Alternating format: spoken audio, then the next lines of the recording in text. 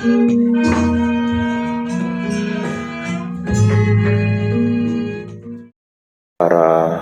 ibu, bapak, saudara-saudari sekalian yang berbahagia, selamat pagi, terpujilah Sang Buddha, Namo Buddhaya. Merupakan keberkahan bagi kita. Hari ini kita punya kesempatan yang baik, yang mana kita dapat menggunakan sebagian waktu yang kita miliki untuk memperkokoh keyakinan kepada Buddha, Dhamma, dan Sangha, memperbarui sila, mengingat kembali ajaran-ajaran luhur Sang Buddha, serta di hari ini punya kesempatan kembali untuk belajar Dhamma, ajaran Sang Buddha. Para bapak dan ibu, saudara-saudari sekalian, penting bagi kita, khususnya umat Buddha, untuk mendengarkan Dhamma. Dengan kita mendengarkan Dhamma, maka kita akan memperoleh, yakni mendengar apa yang belum pernah didengar, memperjelas apa yang sudah didengar, menghilangkan keraguan-raguan, meluruskan pandangan yang keliru, dan juga dengan kita mendengarkan Dhamma, membuat kondisi batin kita menjadi bahagia. Pada kesempatan pagi hari ini tentu Bante telah mempersiapkan satu topik Dhamma yang telah termuat di dalam artikel sehubungan dengan tema yakni meninggalkan pengotor batin. Mungkin tema ini bagi ibu bapak sekalian mungkin tampaknya adalah sulit, mungkin tampaknya berat, mungkin juga berpikir sepertinya tema ini cocok hanya untuk para biku. Tetapi perlu diingat ibu bapak, meskipun perumah tangga itu berusaha untuk memenuhi kehidupannya di dalam perolehan, tetapi sangat baik sekali jika perumah tangga itu juga punya pemahaman Dhamma yang tidak hanya mengarah kepada pencapaian kekayaan materi, tetapi juga mengarah kepada pencapaian kekayaan spiritual. Jadi jangan sampai kita hanya bertambah di dalam kekayaan materi, tetapi tidak bertambah di dalam kekayaan batiniah. Kenapa? Karena seringkali di zaman modern ini ukuran keberhasilan itu adalah ukurannya materi. Berapa banyak kekayaan yang kita miliki, berapa tinggi kedudukan yang kita duduki, dan mungkin berapa aset yang telah dikumpulkan. Sangat sedikit yang berpikir untuk memiliki kekayaan berupa kekayaan spiritual, sedikit sekali. Padahal perlu disadari bahwasanya kekayaan spiritual ini atau kekayaan Dhamma ini tidak hanya berguna dalam kehidupan sekarang, tetapi juga berguna untuk kehidupan yang akan datang. Maka di kesempatan pagi hari ini, tema tentang meninggalkan pengotor batin, saya pikir tema ini harus saya sampaikan. Kenapa? Takutnya kalau jarang disampaikan, takutnya lupa. Karena biasanya kalau jarang dibuka, jarang diingatkan, lama-lama akan dilupakan. Seperti ibu bapak kalau di rumah Mungkin habis belanja online, barangnya sampai di rumah, ditumpuk, 2 tahun kemudian baru ingat, loh, kok ada barang ya? Kenapa bisa ketinggalan? Kenapa bisa terlupakan? Karena kita jarang membukanya. Demikian pula dalam perjalanan kehidupan kita yang tidak panjang ini. Kehidupan yang tidak panjang ini, kalau kita tidak menambah pengetahuan, kita hanya punya pikiran bahwasanya hidup yang kita jalani ini adalah untuk memperoleh kekayaan materi semata. Apakah salah, Bante? Ya, tentu tidak ada yang salah. Hanya sangat disayangkan kalau dalam hidup ini tidak punya kekayaan spiritual. Apalagi dalam mengumpulkan kekayaan itu dilakukan dengan berbagai cara, termasuk sodok menyodok, cubit mencubit, akhirnya sakit hati dan terbawa sampai mati. Harta tidak dibawa mati, sakit hati terbawa sampai mati. Rugi, tidak bisa ngajak-ngajak. Ya. Mungkin kita dalam hidup ini kadang-kadang perlu disampaikan hal ini. Kenapa kita perlu membahas tentang ini? Perlu ibu bapak saudara-saudari ketahui, perjalanan spiritual Dhamma itu dimulai dari melihat dan menyadari adanya penderitaan. Jadi kita sebagai umat Buddha mengarahkan kita, menuntun diri kita pada Dhamma. Itu sesungguhnya ketika kita melihat dan menyadari adanya penderitaan. Penderitaan itu apa? Penderitaan adalah adanya rasa tidak nyaman, baik itu secara fisik maupun batiniah. Jadi penderitaan itu adalah adanya rasa tidak nyaman, baik itu secara fisik maupun batiniah. Rasa tidak nyaman itulah yang ditandai sebagai penderitaan. Jadi setiap saat ini menderita. Ditandai oleh apa? Ciri dari penderitaan itu ditandai dengan ketidaknyamanan. Derita itu tidak usah menunggu yang akan datang. Sekarang kita juga sudah menderita. Tandanya apa, Bante? Tidak nyaman. Buktinya ketika Anda mendengarkan pembabaran Dhamma di sini, nanti tunggu waktunya. Anda akan rubah-rubah postur duduk Anda. Anda rubah-rubah postur duduk Anda. Pernah kita menyadari kenapa kita merubah postur duduk kita? Mungkin awalnya bersila begini. Ya, awalnya bersilanya begini, lama-lama silanya begini. Tahu-tahu lama-lama silanya begini. Ya. Kenapa bisa ada demikian? Itu menunjukkan bahwasanya penderitaan itu tidak jauh dari kita. Dan penderitaan ini ditandai dengan ketidaknyamanan. Biasanya kalau orang menderita umumnya tidak melihat dan tidak menyadari, umumnya menutupi. Umumnya. Ketika tidak lagi mampu menutupi, disitulah akan muncul kegoncangan di dalam batin. Kok bisa ya? Maka penting dalam perjalanan spiritual Dhamma ini dimulai dari melihat dan menyadari tentang adanya penderitaan. Ini bukan sebuah pembenaran, tetapi ini adalah sebuah kebenaran.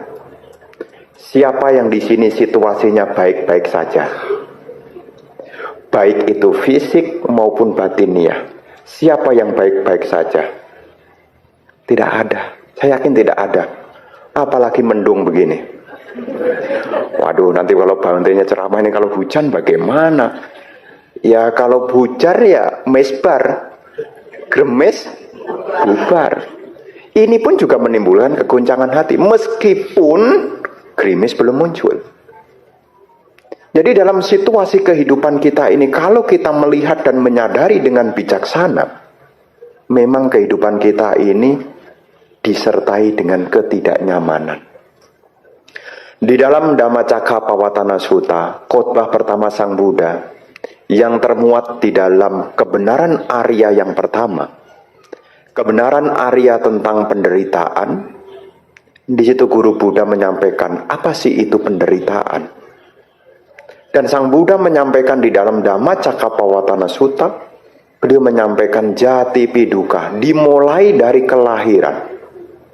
Kelahiran adalah penderitaan. Jati piduka, jara piduka, usia tua adalah penderitaan. Maranampi duka, kematian adalah penderitaan. Soka paridewa duka domana supaya sapi duka, kesedihan, ratap tangis, kekecewaan, keputusasaan, ini adalah penderitaan. Apiehi sampayogo duko, piehi wipayogo duko. Berkumpul dengan yang dibenci, penderitaan. Berpisah dengan yang dicintai, penderitaan. Tidak tercapai yang dicita-citakan, juga penderitaan. Singkatnya, 5 gugusan penyebab kemelekatan adalah penderitaan. Ada yang bertanya, Bante, kehidupan saya ini menderita, apakah ini sebuah ujian? Kalau ujian, kapan selesainya? Rasa tidak nyaman itu ada dalam diri saya, baik itu fisik, baik itu batin, ada dalam diri saya. Apakah penderitaan yang saya alami ini adalah ujian? Secara Buddhis, kita tahu bahwasanya sabe sangkara anicca. Sabe sangkara anicca, segala bentukan itu tidak kekal adanya. Yada panyaya pasati, ia yang bijaksana. Ketika ia melihat bahwasanya segala bentukan ini tidak kekal adanya, disitulah akan mulai muncul kejenuhan pada penderitaan. Jadi, ketika kita menderita, apakah itu berpisah dengan yang dicintai, apakah itu berkumpul dengan yang dibenci, ini bukan sebuah ujian. Tetapi kita harus sadar, semua yang terbentuk ini tidak kekal. Jadi penderitaan yang kita alami ini dari mana? Dari ketidakkekalan. Jasmani yang kita miliki ini jadi tua. Siapa yang tua baik-baik saja? Rasanya saya makin tua makin enteng loh, Bante. Siapa di antara kita makin tua makin enteng? Makin tua makin berat. Kok tahu, Bante? Apakah berat dosanya, Bante? Enggak. Kita bisa lihat kalau kita tua berat. Buktinya apa? Semakin tua jalannya semakin pelan. Pelan itu ya berat. Kenapa ada kondisi yang demikian? Ini juga karena ada bentukan. Tubuh yang kita miliki ini juga dari bentukan, Ibu Bapak. Ada unsur tanah, ada unsur air, ada unsur api, ada unsur udara. Kalau unsur tanahnya terlalu dominan, maka tubuh kita jadi berat. Kalau unsur anginnya jadi kurang, juga jadi berat juga. Maka tubuh yang kita jalani ini demikian. Nanti kalau dominan unsur apinya, panas, warna yang semula rambut hitam, bisa berubah jadi putih. Kok bisa putih ya, Bante? Siapa yang ngecat semalam? Enggak. Perubahan ini terjadi karena tubuh kita terbentuk dari berbagai faktor pembentuk. Supaya apa? Ibu bapak tidak sedih ketika tubuhnya mengalami perubahan. Supaya tidak sedih. Kenapa ada kesedihan? Karena kita punya anggapan bahwasanya tubuh ini milikku. Dan kalau kita punya persepsi tubuh ini milikku, maka kita punya anggapan apa yang aku miliki jangan berubah. Kalau yang bukan milikku, silahkan berubah. Tapi kalau apa yang menjadi milikku, kita punya anggapan, jangan berubah. Jadi penderitaan yang kita alami ini, ibu bapak, bukan karena ujian. Juga bukan sekedar bayar karma lampau. Tetapi ini secara dasar adalah sabe sangkara anicca. Karena bentukan. Dan sifat dari bentukan itu mengalami kemunculan, keberlangsungan, dan kepadaman. Bentukan apapun. Ngomong-ngomong tanggal 29 kan Xinjia. Rumahnya sudah dicat belum? Udah bersih-bersih rumahnya belum? Bante, saya rasanya itu belum lama loh Bante. Lampion itu Bante, itu kan baru setahun kemarin saya simpen di rumah, itu kok jadi warnanya pudar ya Bante. Itu juga menunjukkan kepada kita semua bentukan tidak kekal.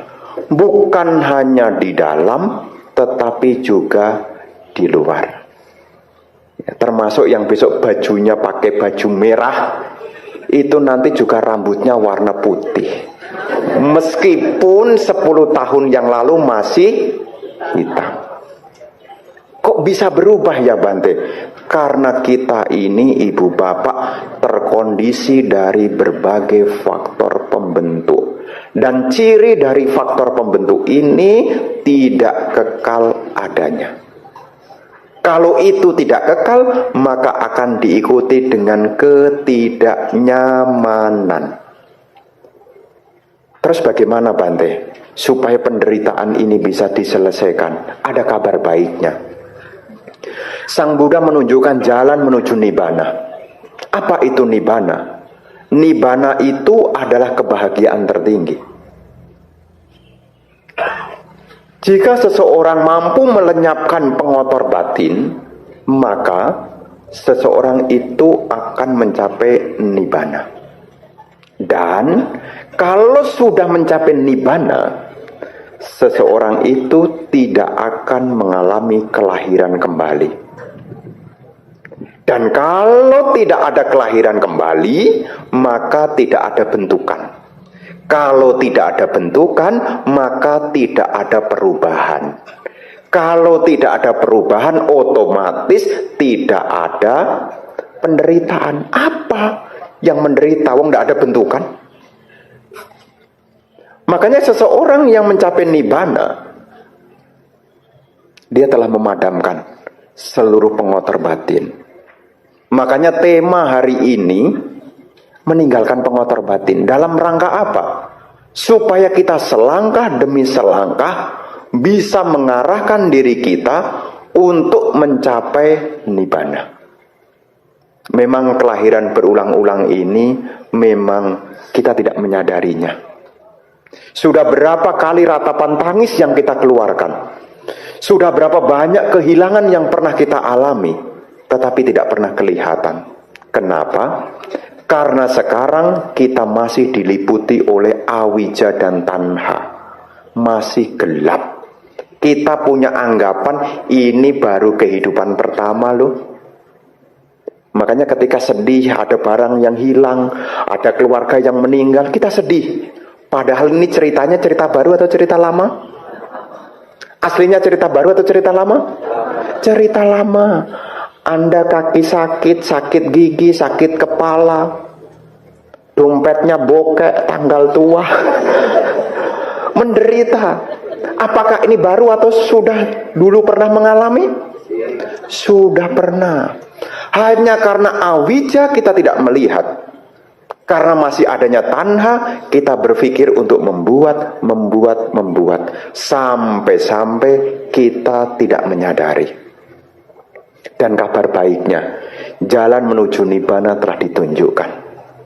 Sebelum kita mencapai Nibbana, kita harus tahu ibu bapak, aslinya nih, di dalam Anguttara Nikaya, kelompok 1, poin 49, disebutkan, Pabasarang bikawe citang, para bikhu, pikiran manusia itu adalah bersinar.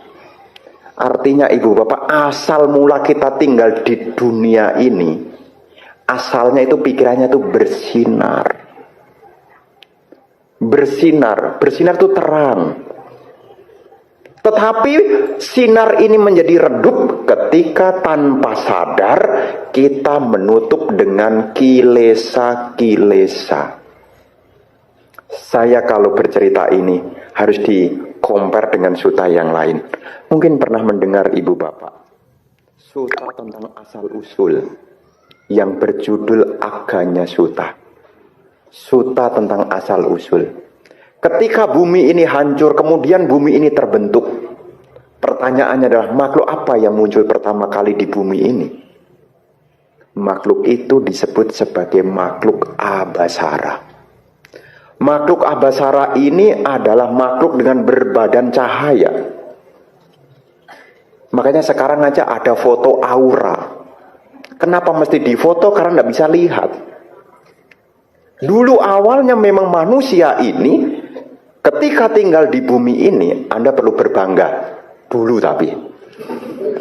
Dulu ketika Anda muncul di dunia ini, awalnya kita adalah makhluk Abasara. Makhluk yang bercahaya. Makhluk Abasara ini hidup dari idi-widi, manomaya idi, penciptaan melalui pikiran. Tetapi dalam kisah disebutkan, ketika bumi ini terbentuk, belum ada matahari, belum ada rembulan. Bumi ini masih dilingkupi oleh air. Dan di air itu muncul dadih yang seperti busa. Makhluk yang bercahaya itu lihat busa itu buih warna putih, disentuh, dirasakan, kok manis ya. Itu asal mulanya. Kok manis ya, kok enak ya. Lama-lama cahayanya menjadi meredup, meredup, meredup. Kenapa? Unsur tanah masuk ke dalam dirinya. Cahayanya meredup, meredup, meredup. Dalam proses panjang, akhirnya jadi sekarang. Asal mula kita awalnya makhluk Abasara itu tidak kelihatan gendernya. Mana laki-laki, mana perempuan, tidak kelihatan, makhluk bercahaya. Abasara ini secara pembagian alam kehidupan sebetulnya Brahma. Makhluk Brahma itu adalah makhluk bercahaya. Ya, makhluk dengan berbadan cahaya. Brahma. Nanti kalau ibu bapak searching, kan zaman sekarang kan bisa di searching. Searching di Google. Brahma Abasara. Nanti Anda tahu, itu bagian dari alam rupa bumi. Di atas alam kama bumi. Awal mulanya kita ini bercahaya ibu bapak. Tetapi karena kilesa, cahaya menjadi redup. Dan Sang Buddha mengajarkan Dhamma ini supaya kita juga memiliki cahaya kembali hingga akhirnya kita dapat menutup penderitaan ini. Bapak dan Ibu, saudara-saudari sekalian, aslinya pikiran kita ini bersih. Aslinya. Ya ibaratnya kalau zaman sekarang istilah mungkin lebih populer itu diamond. Ya permata. Permata tapi masih sembunyi di dalam batu. Dan batunya tidak kelihatan. Dan tidak ada orang yang membelah, tidak ada orang menggosok, maka batu permatanya tidak kelihatan. Di dalam diri kita ini aslinya adalah sesuatu yang bersih. Kalau kesucian itu tidak bisa dicapai, Sang Buddha tidak akan mengajarkan.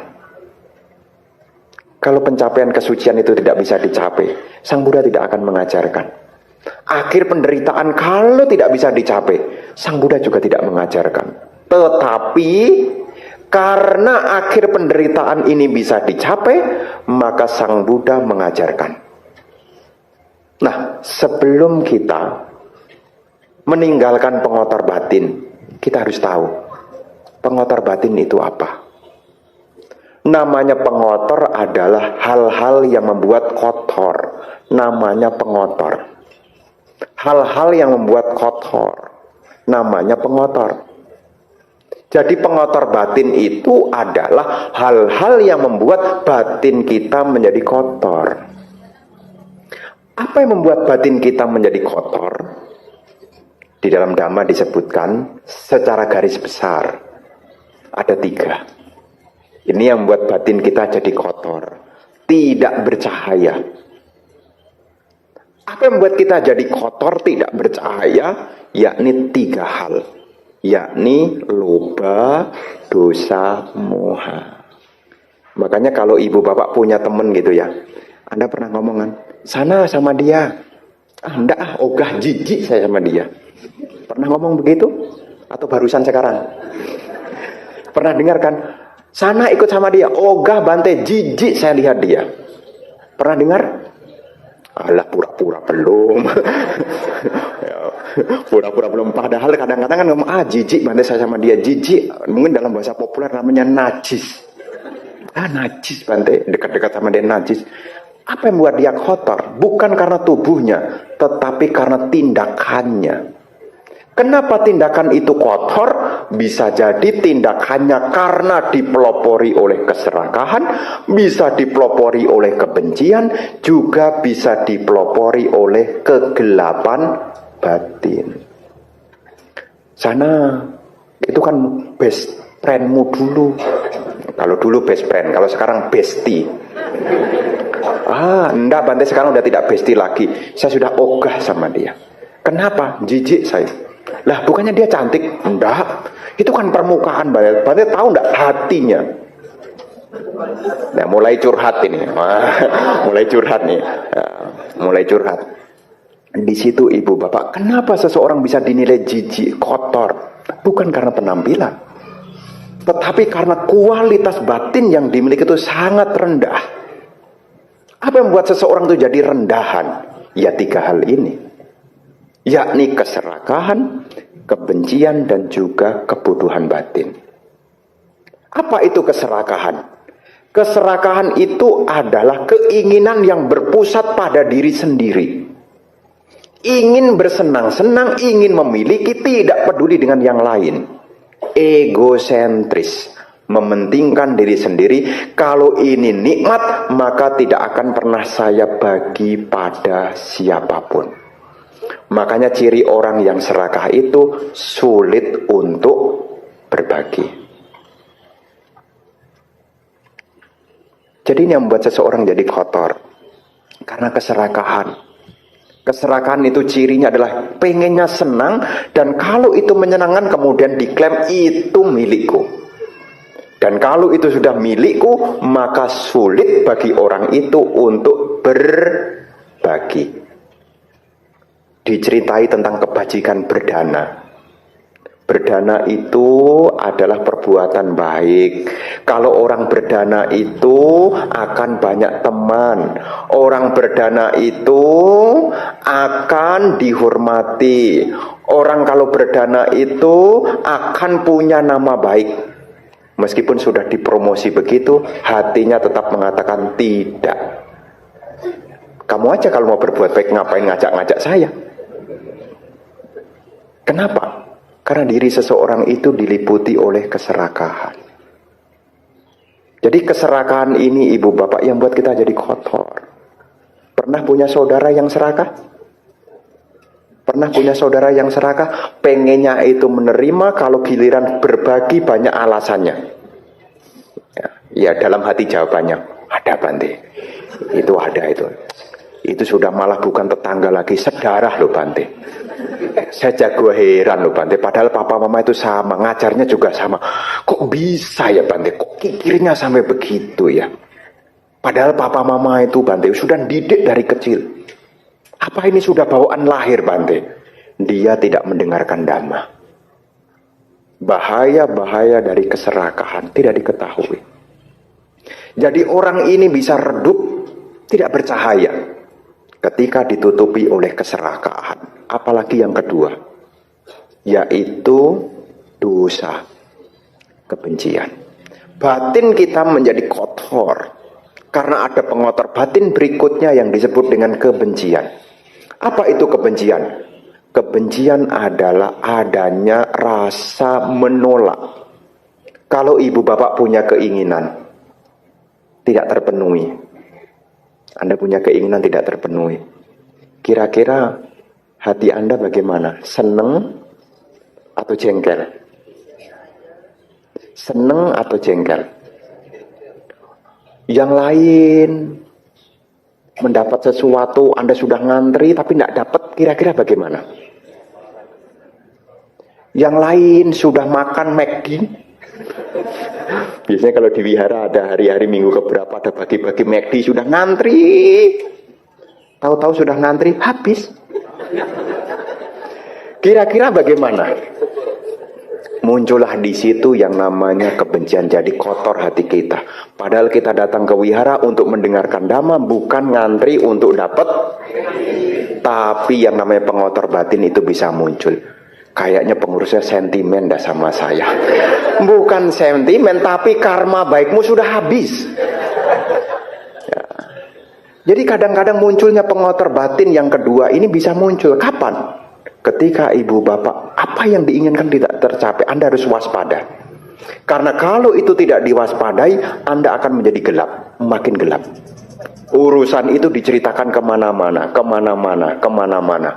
Bukan Anda semakin terang, tetapi akan membawa pada kegelapan. Jadi yang kedua ini harus diwaspadai. Ini pengotor batin yang buat batin kita jadi kotor. Jadi orang jangan mudah marah, jadi orang jangan mudah benci. Nanti kalau ada suami, istri yang mudah marah, mudah benci, Anda tinggal ngomong, ingat loh ceramah Bante. Itu pengotor, sesuatu yang buat jadi kotor. Kalau yang namanya kotoran itu tetap tidak nyaman, sekecil apapun. Anda pernah makan daging rendang? Konsumsi di sini dapat rendang enggak ya? Kadang-kadang kita makan rendang gitu, ketika dikunyah-kunyah kemudian nempel di sela-sela gigi. Kira-kira ketika nempel di sela-sela gigi rendang itu, mungkin masaknya mungkin kurang lunak kali ya, digigit nyantol, nyempit di sela-sela gigi, kira-kira nyaman enggak?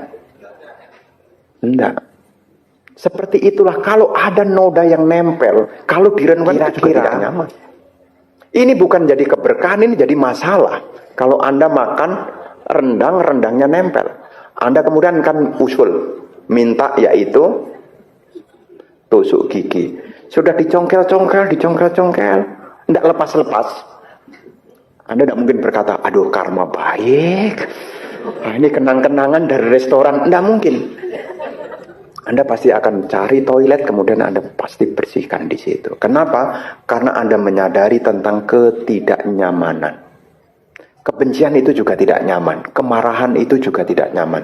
Jadi tolong ibu bapak, selain berlatih untuk mengurangi keserakahan, tolong berlatih juga jangan mudah marah dan benci.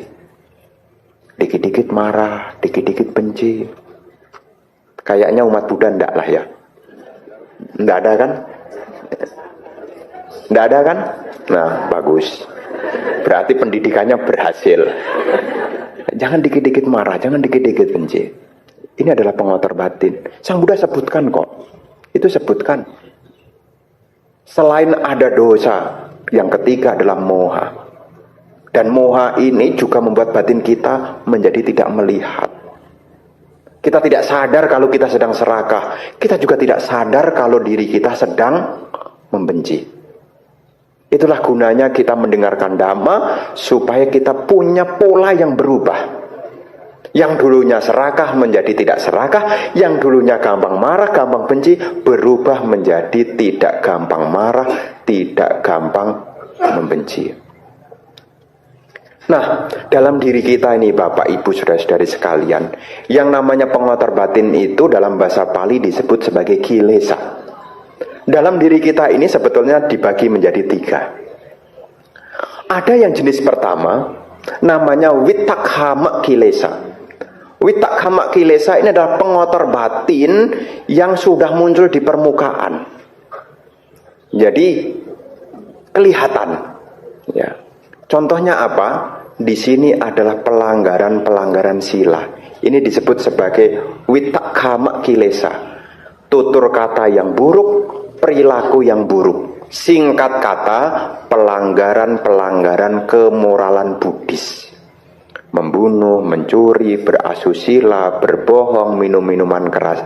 Ini disebut sebagai witakama kilesa.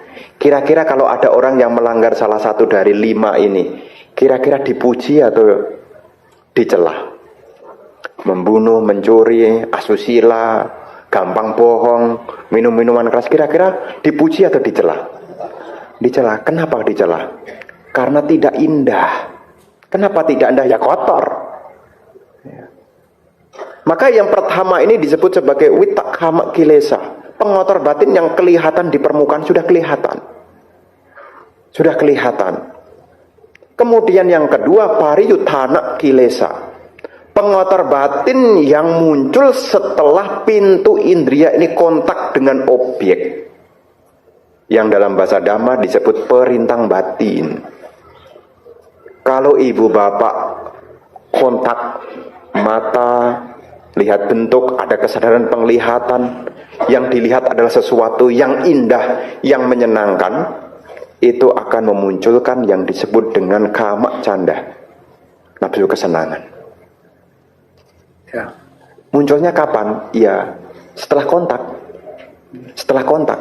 Ini masih di dalam batin, tidak kelihatan. Anda punya keinginan itu tidak kelihatan. Ya, tidak kelihatan. Demikian pula kalau kontaknya dengan hal yang tidak menyenangkan akan muncul biapada. Bencinya tidak kelihatan. Kalau biapada ini bencinya belum kelihatan. Belum keluar dalam ucapan. Kalau sudah keluar dalam ucapan, ini disebut sebagai witakama kilesa.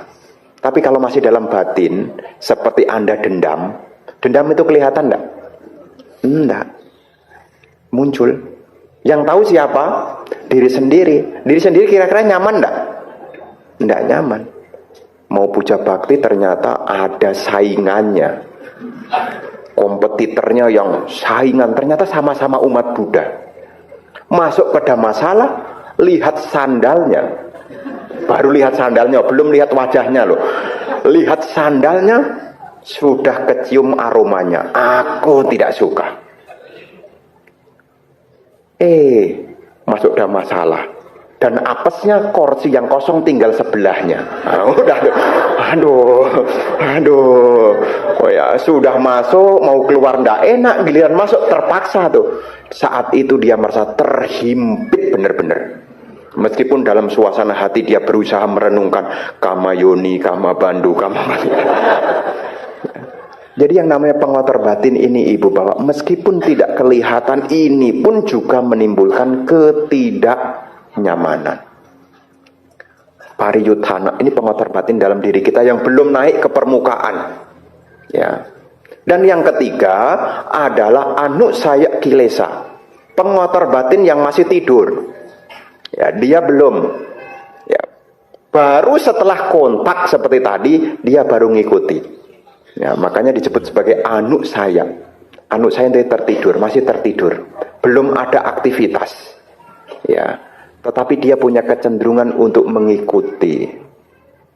Kapan hari saya cerita? Ya, ini kan sinciaan sebentar lagi. Kan biasalah, cari sepatu, cari baju.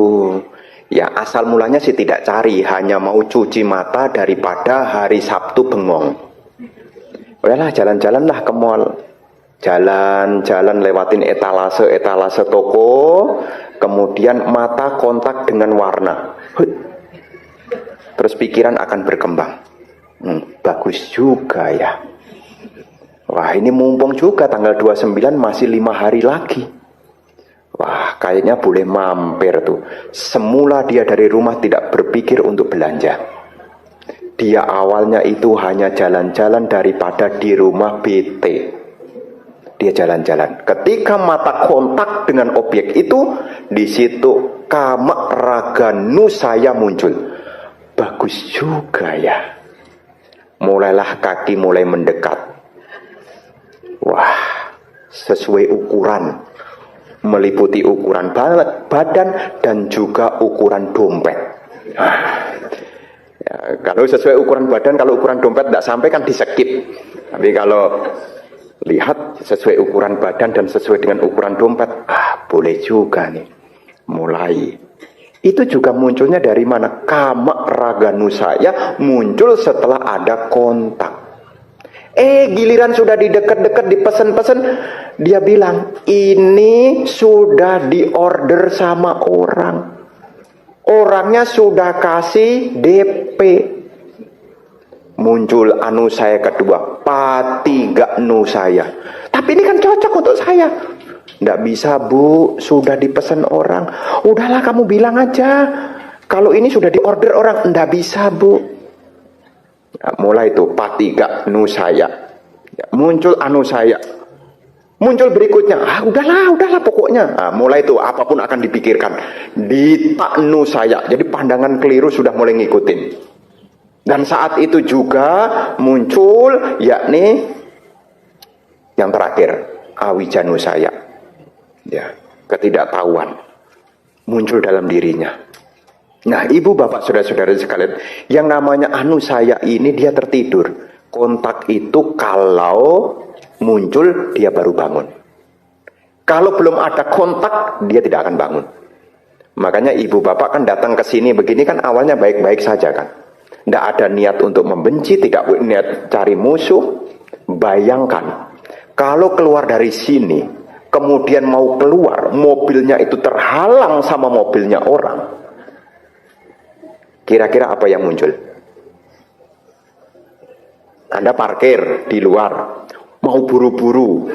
Kemudian mobil Anda terhalang sama mobilnya orang. Niat datang ke wihara buat karma baik. Tapi giliran pulang buru-buru, mobil Anda terhalang sama mobilnya orang lain. Muncul apa? Patiganu saya. Tidak mungkin Anda kemudian akhirnya di akhir puja bakti saya dilatih untuk sabar. Tidak sabar. Ya. Yang ada Pak, ini mobil siapa nih? Ini mobil siapa nih? Ya, sudah parkir di rem tangan. Ini orang siapa nih? Muncul-muncul ternyata mobil kendaraan yang antar Bante. Oh, mobil Bante ya. Oh, saya pikir siapa Bante. Langsung tuh patiga nu saya tidur lagi loh. Ya, coba kalau seandainya bukan kendaraannya Bante. Bu yo tahu orang itu. Ini kan tempat ini kan umum, Bu yo tahu, sadar malah diceramai itu orang itu tuh. Tapi giliran tahu yang nganter ini adalah mobil kendaraan, yang nganter mobilnya ini adalah kendaraan yang nganter Bante. Oh, Bante ya. Oh, nama budaya Bante. Nah, ini bisa muncul. Begitulah yang namanya anu saya. Ya, awalnya tidak muncul, bisa muncul. Makanya di dalam praktek dhamma ini kita harus mengenali pengotor batin. Ini bisa muncul. Baik itu level yang di permukaan, level menengah, sampai yang tertidur yang disebut dengan anu saya kilesa. Dan Sang Buddha menunjukkan jalan untuk meninggalkan pengotor batin ini yang disebut dengan jalan mulia bernusuk 8. Jadi untuk meninggalkan pengotor batin ini tidak cukup hanya niat. Anda harus tahu caranya. Tidak bisa hanya semoga kotoran batin ini lenyap. Tidak bisa. Anda harus tahu caranya. Dan untuk memperoleh cara itu, Anda harus banyak belajar. Dalam dhamma istilahnya adalah pariyati dhamma. Tanpa pariyati sulit bagi kita. Dan setelah kita amati benar-benar, butuh penyelidikan. Apa itu pengotor batin? Anda harus tahu, apa itu pengotor batin? Jangan sampai Anda tidak tahu pengotor batin. Anda harus tahu apa itu pengotor batin. Yang membuat batin kita kotor itu apa? Anda harus tahu. Jangan sampai salah ngambil. Jangan sampai salah ngambil. Setelah Anda tahu adanya pengotor batin, sebisa mungkin Anda juga berlatih kemunculannya karena apa? Karena pengotor batin itu tidak muncul tiba-tiba. Ini juga ada kemunculannya. Kalau ada kemunculannya pasti ada kepadamannya. Kenapa? Karena semua yang muncul pasti akan padam. Tidak mungkin muncul terus. Tidak mungkin. Dia pasti mengikuti sifat alaminya. Ada kemunculannya, ada kepadamannya. Dan Sang Buddha memberikan jalan yang disebut dengan jalan mulia berunsur 8. Jalannya satu, isinya ada 8. Makanya jalan mulia berunsur 8. Pandangan benar, pikiran benar, ucapan benar, perbuatan benar, penghidupan benar, usaha benar, perhatian benar, dan konsentrasi benar. Jika disingkat menjadi sila, samadhi, dan panya. Sila dipakai untuk apa? Sila itu dipakai untuk meninggalkan pengotor batin yang sifatnya permukaan, berupa pelanggaran tadi. Witakkama kilesa. Witakkama kilesa ini ditinggalkan dengan cara praktek sila.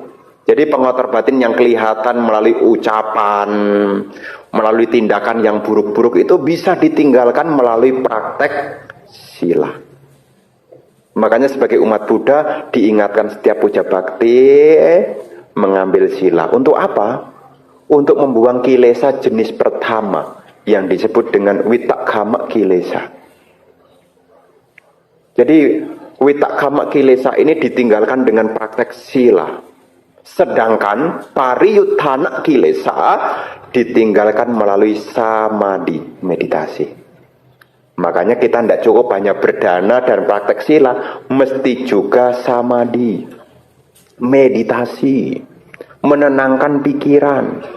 Kalau kita pikirannya tenang, maka kilesa-kilesa yang sifatnya menengah, yang disebut dengan pariyuttana kilesa, bisa ditinggalkan.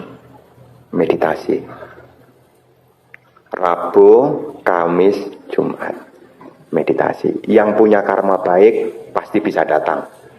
Yang karma baiknya belum mendukung, banyak aja rintangannya. Percayalah dengan hukum karma. Udah niat datang, jalanan macet. Sudah niat datang, hujan deras. Biasanya kalau hujan deras kan semangatnya kan semangat kerupuk ya. Hujan deras, enggak jadilah. Ya. Jadi yang namanya kedua pariyuttana kilesa ini ditinggalkan melalui praktek samadhi. Dan anusaya kilesa, pengotor batin yang sifatnya halus, ditinggalkan melalui pengembangan kebijaksanaan. Ini praktek vipassana. Ya, vipassana. Kalau seseorang punya kebijaksanaan, seseorang itu akan melihat dengan jelas kebenaran hakiki. Dia sadar dengan pasti bahwasanya segala bentukan maupun bukan bentukan ini bukan milikku, bukan aku, bukan diriku. Bayangkan ibu bapak, kalau orang itu sudah sadar dengan jelas bahwasanya ini bukan milikku, ini bukan aku, ini bukan diriku, kira-kira dia melekat enggak? Dia melekat enggak?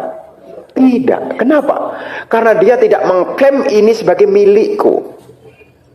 Kalau dia mengklaim sebagai milikku, dia akan genggam.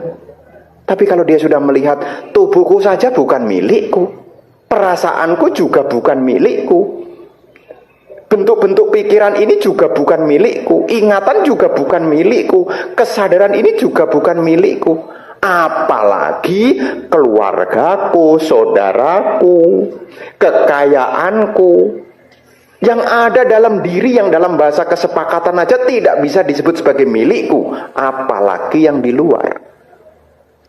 Maka patut jadilah orang yang bijaksana.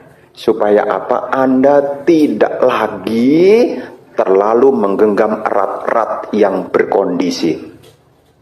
Kalau menggenggam erat-erat yang berkondisi, noda batin akan bertambah. Kalau noda batin bertambah, otomatis kesedihan, kekecewaan juga akan bertambah. Tetapi kalau Anda bisa melepas, maka noda batin Anda juga akan berkurang. Kalau noda batin Anda berkurang, maka kesedihan pun juga berkurang. Kesedihan pun berkurang, ratap tangis juga berkurang. Makanya penting bagi kita, selain kita meditasi, cobalah kita menyadari setiap saat Tubuh yang aku miliki ini bukan milikku. Kan milikku, Bante. Kalau tubuh ini adalah milikku, maka tubuh ini akan memberi kenyamanan pada diriku. Apakah tubuh ini milikku? Kalau dia benar-benar milikku, dia pasti selalu memberi hiburan kepadaku. Dia tidak pernah membuat aku menderita. Dia milikku. Anda punya suami, punya istri. Kalau itu istri Anda, kira-kira pantas enggak kalau nyakiti Anda? Kalau itu suami Anda, kira-kira pantas enggak kalau nyakiti Anda? Enggak pantas. Kenapa? Itu benar milikku. Oh, begitu ya, Bante. Iya. Makanya kalau Anda jadi suami yang baik, ya jangan sakiti istrinya. Demikian pula kalau Anda istri yang baik, juga jangan sakiti suaminya. Suaminya disindir, akhirnya suaminya curhat ke Bante. Curhat ke Bante. Terus akhirnya Bante kasih solusi, ada cara yang terbaik, ikut Pak Baja Samanera. Akhirnya tidak diizinkan. Oh Bante, ini suami yang baik Bante, tolong Bante, jangan diterima Bante. Jadi ibu bapak saudara-saudara sekalian, kalau kita punya kebijaksanaan ini akan membantu kita. Pandangan keliru akan kita tinggalkan. Anu saya yang ada akan kita tinggalkan. Makanya setiap saat kalau bisa nih, meskipun sifatnya hanya konsep, kalau bisa, ada waktu, ada kesempatan, merenungkan. Apa yang aku miliki ini bukan milikku. Apa yang saya rasa ini juga bukan milikku. Tandanya apa kalau dia bukan milikku? Dia berubah. Kalau dia tidak berubah, itu artinya itu milik Anda. Tapi karena berubah, maka tidak bisa disebut sebagai ini milikku. Tubuh ini juga tidak bisa disebut sebagai milikku. Kenapa? Tubuh ini berubah. Dengan kita menjalankan jalan mulia bersur 8, kita akan dapat memadamkan seluruh kilesa ini. Andai kata dalam hidup ini kita belum mencapai nibbana, andai kata dengan kita praktek sila, samadhi dan panya, kita tidak mungkin jatuh di alam penderitaan. Tidak mungkin. Meskipun belum menjadi sotapanna sekalipun. Kalau kita menjalankan sila, samadhi dan panya dengan benar-benar, meskipun belum menjadi sotapanna sekalipun, dalam hidup sekarang kita tidak mungkin jatuh di alam menderita. Kenapa? Silanya baik, samadhinya baik, kebijaksanaan juga baik. Ketika tutup usia, meninggalkan pun juga meninggal tanpa banyak kemelekatan. Inilah yang ingin Bante sampaikan di kesempatan hari ini. Ya nanti kalau seandainya mau baca kembali, direnung-renungkan. Apa yang saya uraikan tidak panjang. Semoga ini menjadi renungan agar kita selain memperoleh kekayaan materi dalam hidup ini, sebisa mungkin kita juga mengumpulkan kekayaan berupa spiritual dhamma, sehingga kita dapat mencapai tujuan tertinggi, yaitu akhir dari penderitaan. Semoga keberkahan menyertai ibu bapak sekalian. Semoga dimanapun kita berada, semoga kita bertemu dengan teman-teman yang bijaksana, yang menuntun kita pada tujuan tertinggi, yaitu nibbana.